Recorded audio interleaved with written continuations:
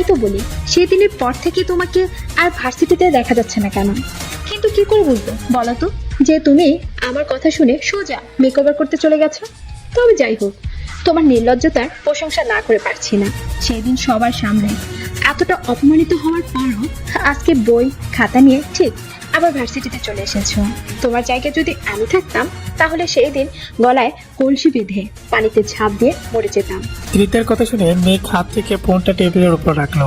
তারপর তৃতার চোখে চোখে রেখে শান্ত সুরে বলল, তোমার মতো পাগল ছাগলের কথা শুনে গলায় কলসি বেঁধে মরতে যাব কোন দুঃখে? তোমাদের কথা তো আমি পাত্তা দেওয়ার প্রয়োজনই মনে করিনি। মেঘের শান্ত সুরে বলা কতটুকু শুনে তৃতা তেলে বেগুনা জেলে উঠলো। রাগে ওর চেহারা হিংস্র হয়ে উঠলো। ও মেঘের দিকে অগ্নি দৃষ্টিতে তাকিয়ে চিলিয়ে চিলিয়ে বলল, তোমার সাহস কিভাবে হলো আমাকে পাগল ছাগল বলা? তুমি জানো আমি কি?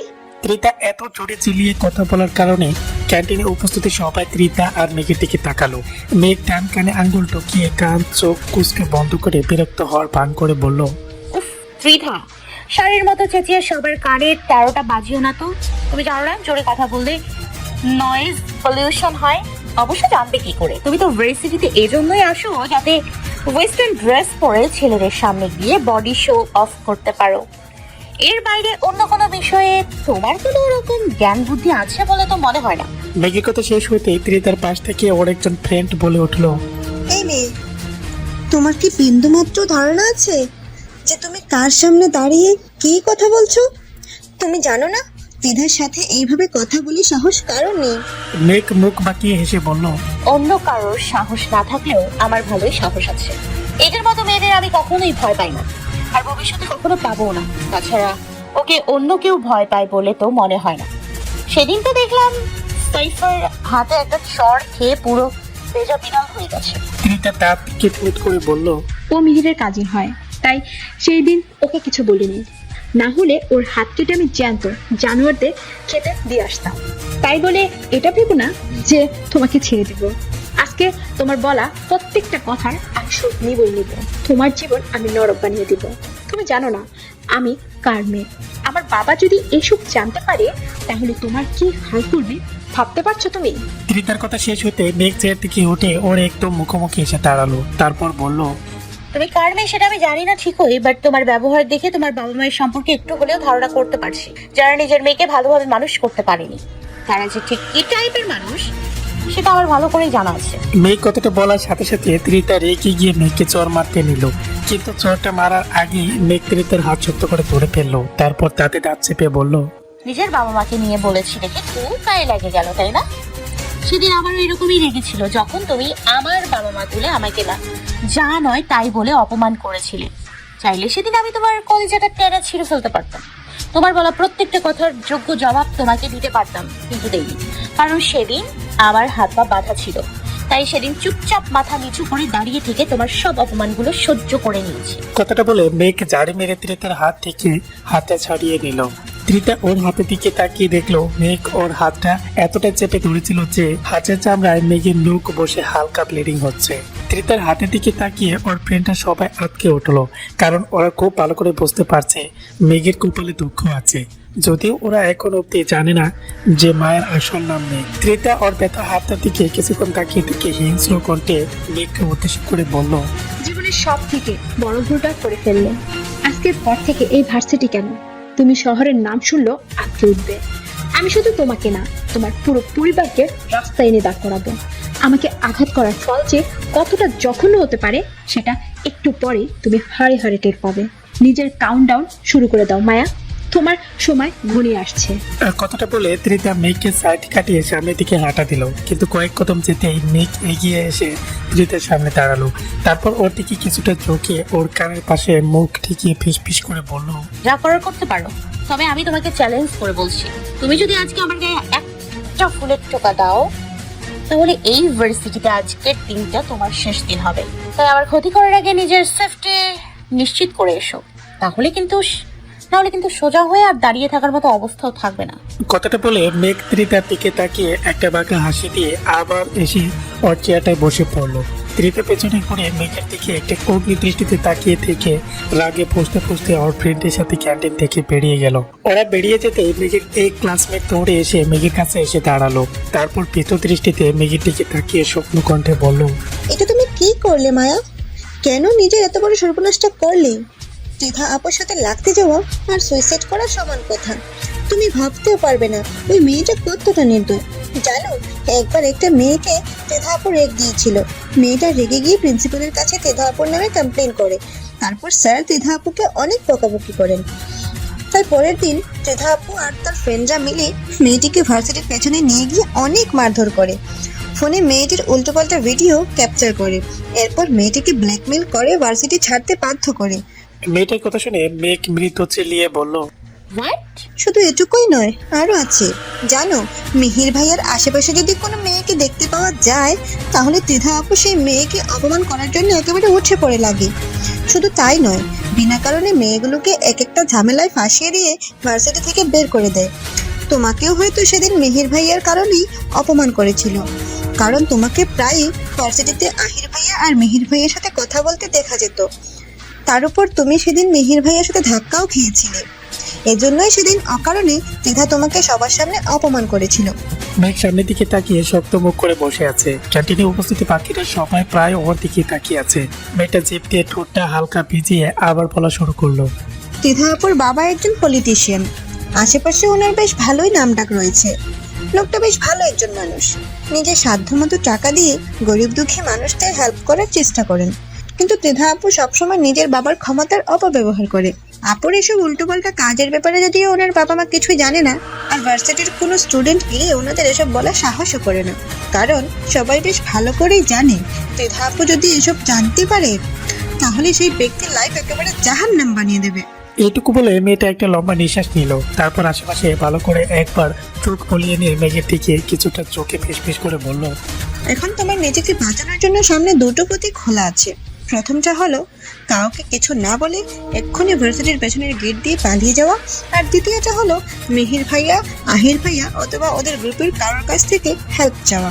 কারণ ত্রিধা যদি সব থেকে বেশি কাউকে ভয় পেয়ে থাকে, সেটা হচ্ছে মিহির ভাইয়াদের ওই গ্রুপটাকে। ওরা ত্রিধার এসব উল্টোপাল্টা কাজ সম্পর্কে কিছু জানে না, কেউ ওদের জানানোর সাহসও করে না, কারণ মোটামুটি সব স্টুডেন্টরাই ওই গ্রুপটাকে ভয় পায়। তবে তুমি যদি সাহস করে ত্রিধার ব্যাপারে সবটা ওদের জানাতে পারো, তাহলে ত্রিধা সহ ওর পুরো পল্টন বাহিনীর হাত পা ভেঙে একেবারে আহির ভাইয়া ডাস্টবিনে ফেলে দিয়ে আসবে।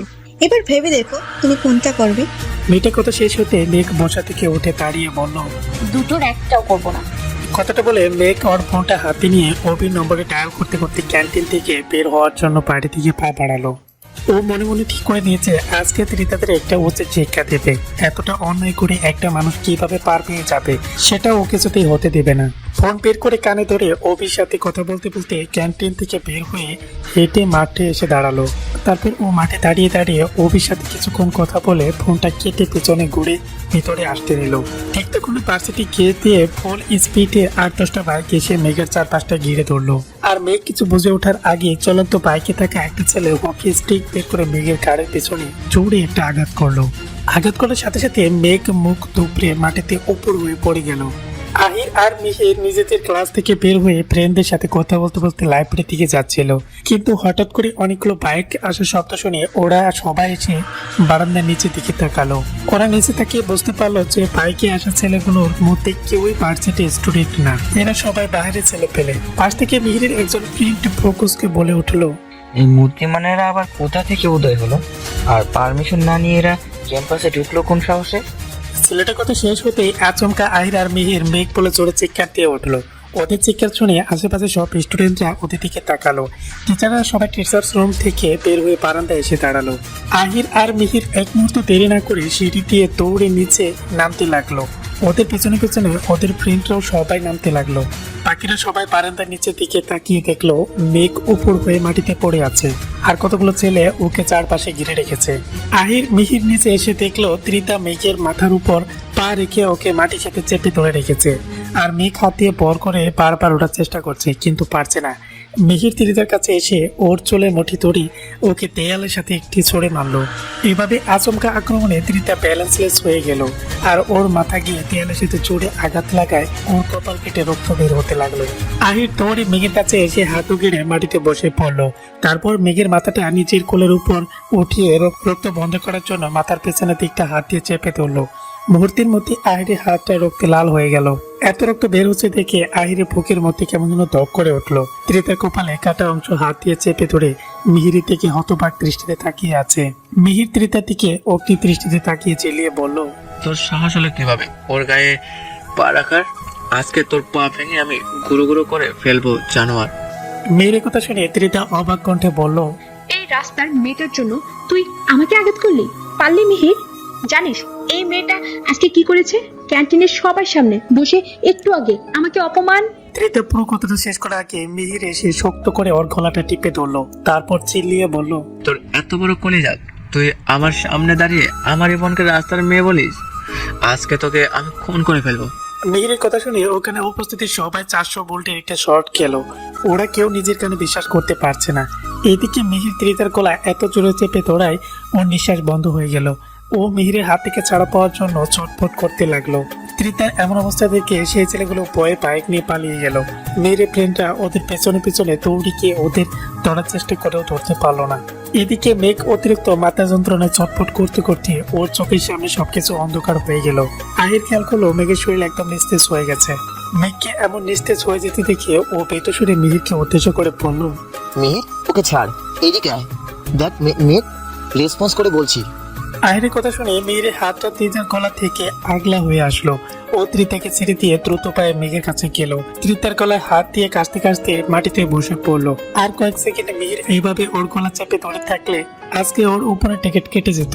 মিহির এসে মেঘের পাশে হাঁটু গেড়ে বসে ওর গালে হালকা চাপড় বেরিয়ে কাপা কাপা সরে বলল, মেঘ, তাকা আমার দিকে। কি হয়েছে তোর? চোখ খোল প্লিজ। অনেক দেরি হয়ে গেছে মেহের, ওকে এক্ষুনি হাসপাতালে নিয়ে যেতে হবে।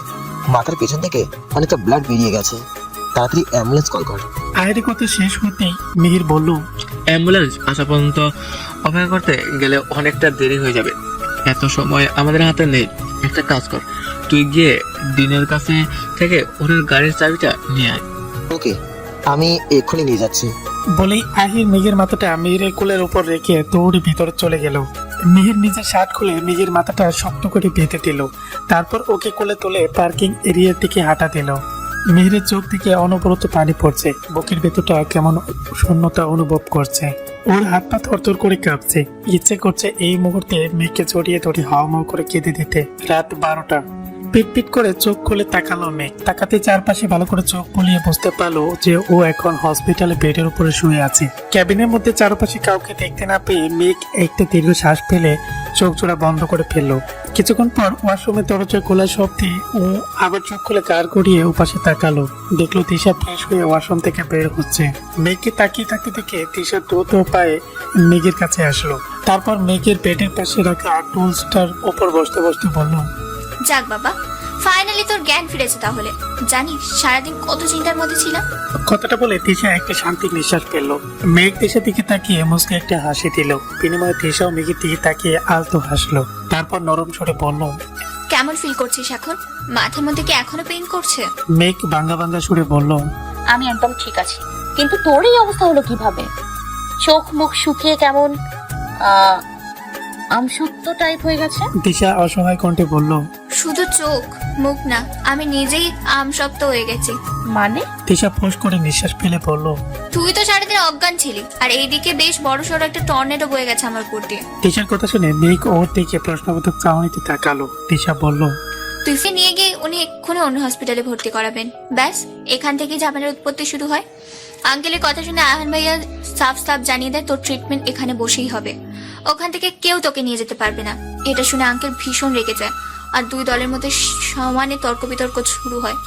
ঝামেলা এক পর্যায়ে আঙ্কেল গার্ড নিয়ে জোর করে ওটিতে ঢুকে তোকে বের করে আনার চেষ্টা করে, আর তখন আহান ভাইয়া ওনাদের গার্ডদের নিয়ে আঙ্কেলকে আটকে ফেলেন। এইটুকু বলে তিশা থামলো। মেঘ চোখ বড় বড় করে তিশার দিকে তাকিয়ে বলল, তারপর? তারপর তো যা হবার তাই হলো। ওটির মধ্যে বসে এক দল আরেক দলের উপর গান পয়েন্ট করে দাঁড়িয়ে রইলো, আর ভিতরে থাকা ডাক্তাররা সবাই হতভম্ব হয়ে ওদের দিকে তাকিয়ে রইলো। তাই কোনো উপায় না পেয়ে বাধ্য হয়ে আমি ওদের মধ্যে ঢুকে দাঁড়িয়ে পড়লাম। তারপর তোর অসুস্থতার দোহাই দিয়ে এটা সেটা করে কোনো রকম দুজনকে শান্ত করলাম। ও, তার মানে আমি এখন মিরার রহমানদের হসপিটালে আছি। আগে না ম্যাম, আপনি এখন অন্য হসপিটালে আছেন। তোর মাথায় ব্যান্ডেজ করার পর তোকে যখন কেবিনে শিফট করা হয়েছিল, তার কিছুক্ষণ পর আহির ভাইয়া, মিহির ভাইয়া আর রাহান ভাইয়া হসপিটাল থেকে বের হয়ে কোথাও একটা চলে গিয়েছিলেন। সেই সুযোগে তোর ওই খারুস বাপ আর তার ছিঁড়া ভাই তোকে নিয়ে এই হসপিটালে চলে এসেছে।